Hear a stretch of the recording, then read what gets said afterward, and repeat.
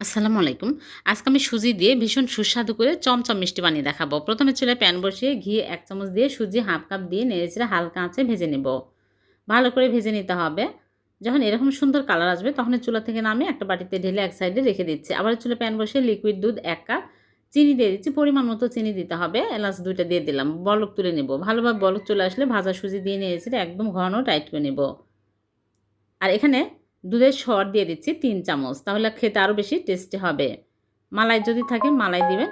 এখন আমি চুলা থেকে নামিয়ে একটা প্লেটে ঢেলে ঠান্ডা করে নিচ্ছি। ঠান্ডা হয়ে গেলে ভালো করে মথে তারপর এরকম করে ছোট, ছোট করে আমি চমচমে শেপ দিয়ে নিচ্ছি। সবগুলো এরকম করে বানিয়ে নিয়েছি। এখন আমি একটা স্ট্রেনারে ফুটন্ত পানির উপরে দিয়ে আমি পানির ভাপ দিব ১০ মিনিট। ১০ মিনিট পর চুলা থেকে নামিয়ে ঠান্ডা হয়ে গেলে প্লেটের মধ্যে তুলে গুঁড়া দুধের মধ্যে কোট করে নিচ্ছি। খুবই টেস্টি। এভাবে 1/2 কাপ সুজি দিয়ে চমচম মিষ্টি বানিয়ে দেখবেন।